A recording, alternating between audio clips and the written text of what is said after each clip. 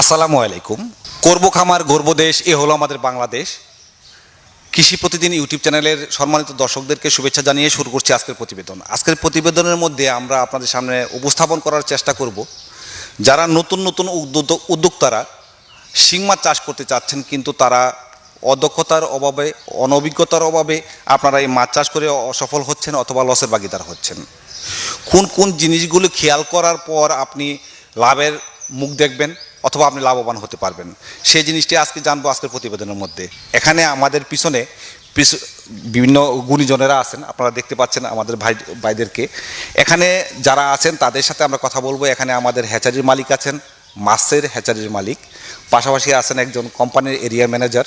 তো আজকে তাদের সাথে কথা বলবো এবং অভিজ্ঞ এই ভাইদের সাথে কথা বলে আপনাদেরকে জানানোর চেষ্টা করব যাতে আপনারা আর কখনো লসের ভাগিদার না হন।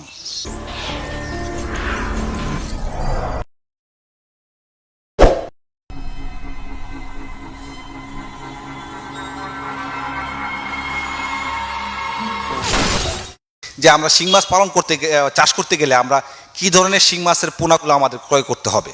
আমাদের পোনা তৈরি করার প্রথমেই আমাদের বুট মাছটা যাচাই করে নিতে হয়। 2 থেকে 3 বছরের মাছ যদি আমরা সংগ্রহ করতে পারি, এই বুট মাছে ভালো রেজাল্ট হবে। কারণ আমরা মাছ চাষ করার আগে যাচাই করতে হবে বুট মাছ এক বছর 1.5 বছরের মাছ দিয়ে হবে না, 2 থেকে 2.5-3 বছরের মাছ দিয়ে আমরা এই পোনা তৈরি করব, তখনই আমরা লাভবান হব। দর্শক বন্ধুরা, আমরা সর্বপ্রথম হচ্ছে মাছ পোনা আমরা ক্রয় করার আগে আমাদের কিন্তু যে পুকুরে আমরা মাছ ছাড়বো সেই পুকুরটি আমাদেরকে রেডি করতে হবে। সেই পুকুরটি রেডি করতে গেলে আমাদের কিছু কিছু কার্যক্রম আছে, সেই কার্যক্রম সম্বন্ধে এখন আমি কথা বলবো এবং মাছের কিছু রোগবালাই নিয়ে কথা বলবো। আমরা ম্যাক ডিস্ট্রিবিউশন লিমিটেডের এরিয়া ম্যানেজার অনিক কুমার রয় ভাইয়ের সাথে। তো আমি আপনার কাছে একটু জানতে চাইবো যে আমরা তো সাধারণত মাছ ছাড়ার আগে একটা পুকুরটাকে রেডি করতে হয়, আমরা কী কী ওষুধ তখন ব্যবহার করতে হবে মাটির মধ্যে? পুকুর প্রস্তুত প্রণালীর ক্ষেত্রে প্রথমে আপনার পুকুর সেচ দিতে হবে, ভালো করে আশপাশ পরিষ্কার পরিচ্ছন্ন করতে হবে, মানে উপযোগী পরিবেশ তৈরি করতে হবে। সেই ক্ষেত্রে আপনার প্রথমে পুকুর সেচ দিয়ে শুকাতে হবে। শুকানোর পরে প্রতি শতকে 1 কেজি করে চুন প্রয়োগ করতে হবে। তো সেই ক্ষেত্রে পরে আবার পানি উঠাতে হবে। পানি উঠিয়ে ন্যূনতম রেণু আবাদ যদি করতে দেয় তাহলে সেই ক্ষেত্রে 2.5 থেকে 3 ফুট পানি উঠাতে হবে। তারপরে একটা অ্যামোনিয়া ডোজ করতে হবে। অ্যামোনিয়া ডোজ করে তারপরে করতে হবে আপনার জীবাণুনাশকের একটা ডোজ করতে হবে। জীবাণুনাশকের ডোজ করে তারপরে পুকুরে কালার জন্য, মানে হার্ডনেসের জন্য, প্রাকৃতিক খাবার তৈরির জন্য একটা মেডিসিন করতে হবে।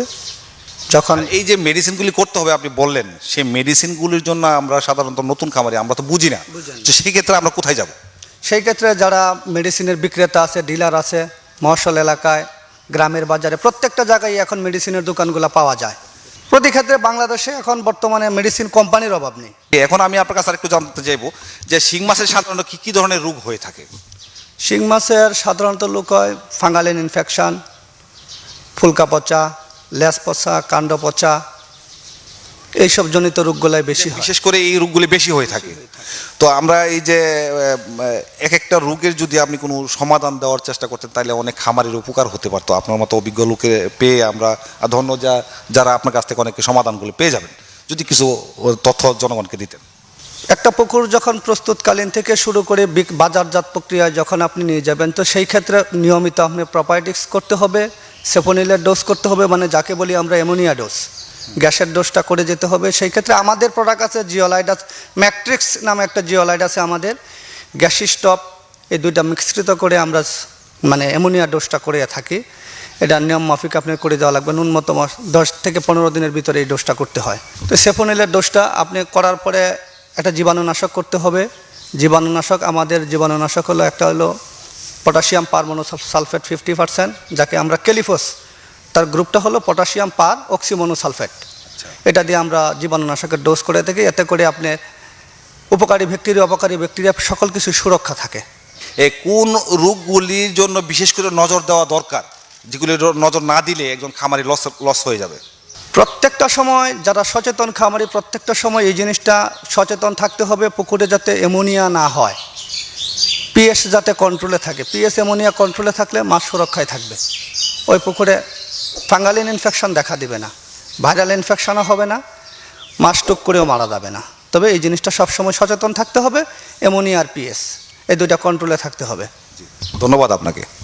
এতক্ষণ আমরা মাছের বিভিন্ন রোগবালাই সম্বন্ধে জানলাম এবং কোন জিনিসগুলি আমরা নতুন উদ্যোক্তা যারা আছেন তারা কোন জিনিসগুলো খেয়াল রেখেই আমাদের মাছ চাষ করা উচিত সেই জিনিসগুলি আমরা জেনে নিলাম। এখন আমরা জানবো মাছকে আমরা লালন পালন করতে গেলে আমাদের মাছকে খাবার দিতে হবে। কোন খাবারগুলো খাওয়ানো যাবে শিং মাছকে এবং কোন খাবারগুলো শিং মাছকে খাওয়ানো যাবে না। এই মাছকে কি দিনের বেলা খাওয়ানো যায় নাকি রাত্রেবেলা খাবার দিতে হয় সেই জিনিসটি আমরা জানবো জনাব মাহাতাব ভাইয়ের কাছ থেকে। আর মাহাতাব ভাইয়ের কাছে একটু জানতে চাইবো যে আসলে শিং মাছকে সাধারণত কেমন ধরনের খাবার দিতে হয় এবং কোন খাবারগুলি খাওয়ালে মাছের জন্য উপকার হবে। এই মাছের খাবারগুলিকে দিনের বেলা খাওয়াতে হয় না রাত্রেবেলা খাওয়াতে হয়? শিং মাছের খাবার নর্মালি ছোটো পোনা অবস্থায় 1000 লাইনে যখন আসে তখন বাসমান খাবার খাওয়াতে হয়। আর বাসমান খাবার না খাওয়ালে ডুবন্ত খাবার খাওয়ালে অনেক সময় মানে বোঝা যায় না যে খাবার কতটুকু খাচ্ছে, কিন্তু বাসমান খাবার খাওয়ালে নিশ্চিত বলা যায় যে কতটুকু খাবার খাচ্ছে কতটুকু খাচ্ছে না। সেই জন্য বাসমান খাবারটাই সবচেয়ে উত্তম। আর বিষয়টা হলো অনেক সময় দেখা যায় অনেক কম প্রোটিনের খাবার খাওয়ানো হয়, কিন্তু কম প্রোটিনের খাবার খাওয়ানোতে অনেক সময় মাছের রোগ আক্রান্ত বেশি হয়। সেই জন্য ভালো প্রোটিন এবং মানসম্মত খাবার খাওয়াতে হবে। কম প্রোটিনের খাবার খাওয়ালে মাছ আগাবে কম, মাছ বড়ও হবে কম, এই রোগ আক্রান্ত হবে বেশি, সময়ও নেবে বেশি। সেই জন্য খরচ ব্যয়বহুল বেড়ে যাবে এবং লাভ করতে গিয়ে ক্ষতির সংখ্যা বেড়ে যাবে। এবং আপনারা এই সমস্ত জিনিস মাথায় রেখে মাছ চাষ করলে অবশ্যই ফলাফল ভালো হবে। আর নর্মালি বিষয় আরেকটা জিনিস বিশেষ করে বিষয়টা হলো আমরা নর্মালি 15 দিন পর গ্যাসের ডোজ বা জীবাণুনাশক করে থাকি, কিন্তু আমরা অনেকে ধারণা নাই যে 15 দিন পর গ্যাসের ডোজ বা জীবাণুনাশক করলে কী হচ্ছে কি না হচ্ছে। ছোটো মাছের যেবেলা তখন দেখা যাবে 15 দিন পর গ্যাসের ডোজ বা জীবাণুনাশক করলে ব্যবহার করলে মোটামুটি ভালো থাকে। কিন্তু মাছ যখন বড় হবে খাবার তখন বেশি খাচ্ছে, তখন ক্রমান্বয়ে আস্তে আস্তে 15 দিনের জায়গা 10 দিনে আনতে হবে। 10 দিন পর গ্যাসের ডোজ এবং জীবাণুনাশক করতে হবে। এবং তারপর দেখা যাচ্ছে যে আর মাছ আরও বড় হচ্ছে, মাছ আবার বেশি খাচ্ছে, কিন্তু ময়লা আবার বেশি হচ্ছে, তখন 1 সপ্তাহ পর ব্যবহার করতে হয়। কারণ আমাদের মাছ যেহেতু 10-12টা কেজি আসে, সেহেতু আমরা 1 সপ্তাহ পর গ্যাসের ডোজটা করে রাখি।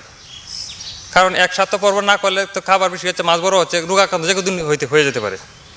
যারা 15 দিন পর গ্যাসের ডোজ বড় মাছ হলেও করে তাদের জন্য মানে তারা 30 থেকে 35 কেজি শিং মাছ আসার সাথে সাথেই মাছ ভাইরাসে আক্রান্ত হয়ে যায়।